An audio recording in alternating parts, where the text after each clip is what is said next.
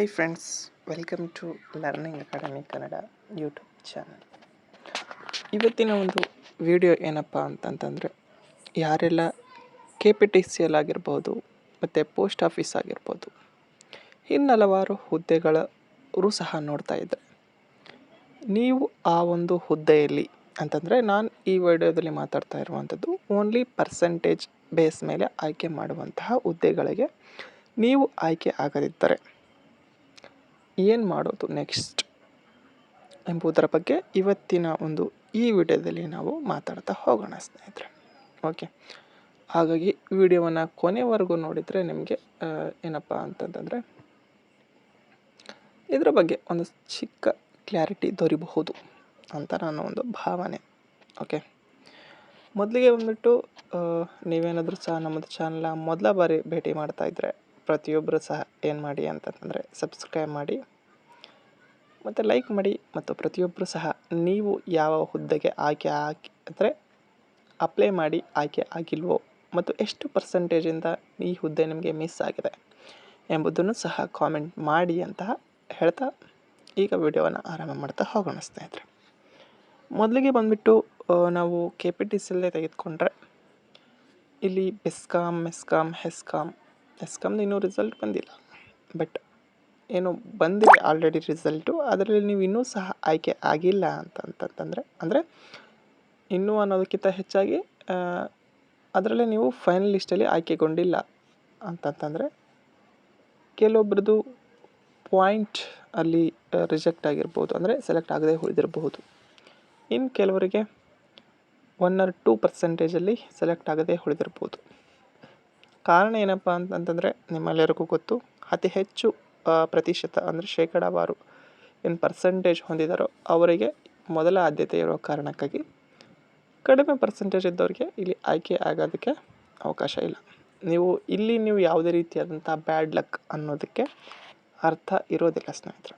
ಯಾಕಪ್ಪ ಅಂತಂತಂದರೆ ನೀವು ಇಲ್ಲಿ ಕೇವಲ ಪರ್ಸೆಂಟೇಜ್ ಬೇಸ್ ಮೇಲೆ ಮಾತ್ರ ಆಯ್ಕೆ ಹೊಂದಲು ಅಪ್ಲೈನ ಮಾಡಿದ್ರಿ. ಬಟ್ ಇಲ್ಲಿ ಹಾರ್ಡ್ ವರ್ಕ್ ಅನ್ನೋದಕ್ಕಿಂತ ಹೆಚ್ಚಾಗಿ ಹಾರ್ಡ್ ವರ್ಕು ಇತ್ತು. ನೀವೊಂದು SLC ಪರೀಕ್ಷೆಯಲ್ಲಿ ಬರೆದಿರಬಹುದು.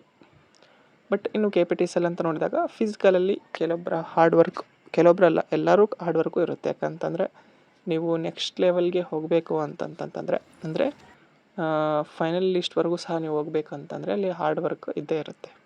ರನ್ನಿಂಗ್ ಆಗಿರ್ಬೋದು, ಫಿಸಿಕಲಲ್ಲಿ ಗುಂಡು ಎಸೆತ ಆಗಿರ್ಬೋದು, ಇನ್ನೂ ಹಲವಾರು ಕಂಬ ಹತ್ತುವುದಾಗಿರ್ಬೋದು, ಇವೆಲ್ಲವೂ ಸಹ ಇತ್ತು. ಇವೆಲ್ಲವುಗಳನ್ನು ನೀವು ಏನು ಪ್ರಾಕ್ಟೀಸ್ ಮಾಡಿ ಮತ್ತು ಆ ಹುದ್ದೆಗಳನ್ನು ನೀವು ಅಂತಂದರೆ ಅಲ್ಲಿ ನೀವು ಆಯ್ಕೆ ಆಗದೇ ಇದ್ದಲ್ಲಿ ಬಹಳ ಒಂದು ಮನಸ್ಸಿಗೆ ಒಂದು ನೋವುಂಟಾಗ್ತದೆ. ಇಲ್ಲಿ ನಿಮಗೆ ಒಂದು ಹೇಳ್ತೀನಿ, ಈಗ GDS ಅಲ್ಲಿ ಈಗ KPTCL ಸೆಲೆಕ್ಟ್ ಆಗಿಲ್ಲ ಅಂತಂದರೆ ನೀವು GDS ಅಂದರೆ ಪೋಸ್ಟ್ ಆಫೀಸಲ್ಲಿ ಸೆಲೆಕ್ಟ್ ಆಗುವಂಥ ಚಾನ್ಸಸ್ ಇರಬಹುದಾ ಅಂತ ಕೆಲವೊಬ್ಬರಿಗೆ ಇರಬಹುದು. ಓಕೆ, ಪೋಸ್ಟ್ ಆಫೀಸ್ಗೆ ಹೋಲಿಕೆ ಮಾಡಿದರೆ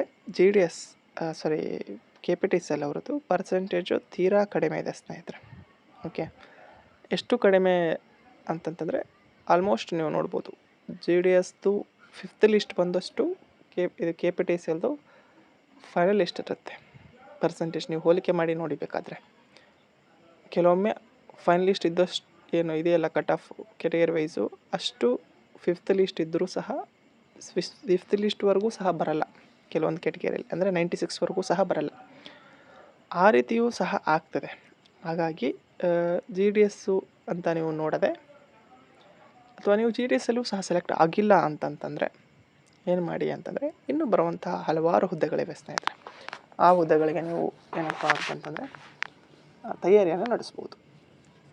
ನೀವು ಕೇವಲ 10th ಮುಗಿದಿತ್ತು ಅಂತಂತಂದರೆ SSC GD ಆಗಿರ್ಬೋದು, ಅಂದರೆ ಸೆಂಟ್ರಲ್ ಗೌರ್ಮೆಂಟಲ್ಲಿ ಹೇಳ್ತಾ ಇರುವಂಥದ್ದು SSC GD ಆಗಿರ್ಬೋದು, ಅಲ್ಲಿ ಹಲವಾರು ಹುದ್ದೆಗಳು ಬರ್ತವೆ. SSC Phase 12 ಆಗಿರ್ಬೋದು, ಮತ್ತು MTS ಆಗಿರ್ಬೋದು. ಇನ್ನು PUC ಮುಗಿದಿತ್ತಂದರೆ ಅಲ್ಲಿ Phase 12ಅಲ್ಲಿ ಮತ್ತೆ PUC ಲೆವೆಲ್ ಹುದ್ದೆಗಳಿರ್ತವೆ. ಮತ್ತು ನಿಮಗೆ ಅದೇ ರೀತಿಯಾಗಿ ಹೆಡ್ ಕಾನ್ಸ್ಟೇಬಲ್ ಹುದ್ದೆಗಳು ಇದು ಸೆಂಟ್ರಲ್ ಆರ್ಮ್ಡ್ ಪೊಲೀಸ್ ಫೋರ್ಸಲ್ಲಿ. ಅದೇ ರೀತಿಯಾಗಿ ನಿಮಗೆ ಅದರ ಜೊತೆಗೆ ಇನ್ನೂ ಹಲವಾರು ಹುದ್ದೆಗಳು ಬರ್ತವೆ. ಅಂದ್ರೇನು CHSL ನೆಕ್ಸ್ಟು ನಿಮ್ಮದು ಡಿಗ್ರಿ ಮುಗಿದಿತ್ತು, ನಿಮಗೆ ಸೆಂಟ್ರಲ್ ಆರ್ಮ್ಡ್ ಫೋರ್ಸಲ್ಲೇ ಹೋಗಬೇಕು ಅಂತ ಇತ್ತು ಅಂತಂತಂದರೆ ನೀವು ಇತ್ತು ಅಂತಂತಂದರೆ ನೀವು ಇನ್ನೂ CPO ಆಗಿರ್ಬೋದು, ಅಂದರೆ ಸೆಂಟ್ರಲ್ ಪೊಲೀಸ್ ಆರ್ಗನೈಸೇಷನಲ್ಲಿ ಬರುವಂತಹ SI ಜಾಬ್ಗಳಾಗಿರ್ಬೋದು, BSF, CISF, Assam Rifles, CISF, SSB ಇವೆಲ್ಲ. ಮತ್ತು ರೈಲ್ವೆಯಲ್ಲಿ best jobs NTPC undergraduate ಮತ್ತು ಗ್ರ್ಯಾಜುಯೇಟ್ ಲೆವೆಲ್, ಮತ್ತು RRB group D, ALP notification ಬರುತ್ತೆ, ಅದರದ್ದು ಸಹ RPF, ಎಲ್ಲ ರೀತಿಯಾದಂಥ ಹಲವಾರು ಹುದ್ದೆಗಳು. ನೀವು ಸ್ಟೇಟಲ್ಲಿ ಇನ್ನೂ ನೋಟಿಫಿಕೇಷನ್ ಆಗ್ತಾ ಇಲ್ಲ ಅಂತ ನೀವು ಬೇಸತ್ತಿದ್ರೆ, ಸೆಂಟ್ರಲಲ್ಲಿ ನೀವು ಊಹೆ ಮಾಡಲಾರದಷ್ಟು ನೋಟಿಫಿಕೇಷನ್ಗಳು ಬರ್ತಾವೆ, ಬಟ್ ನಿಮಗೆ ಗೊತ್ತಿಲ್ಲ ಅಷ್ಟೇ. ಓಕೆ, ಅವುಗಳಿಗೆ ತಯಾರಿಯನ್ನು ನಡೆಸ್ರಿ. ಇನ್ನೂ ಸ್ಟೇಟ್ಗೆ ಹೋಲಿಕೆ ಮಾಡಿದಾಗ ಸೆಂಟ್ರಲಲ್ಲಿ ನೀವು ಅತಿ ಬೇಗನೆ ನೀವು ಜಾಬನ್ನು ಪಡ್ಕೋಬೋದು. ಒಂದು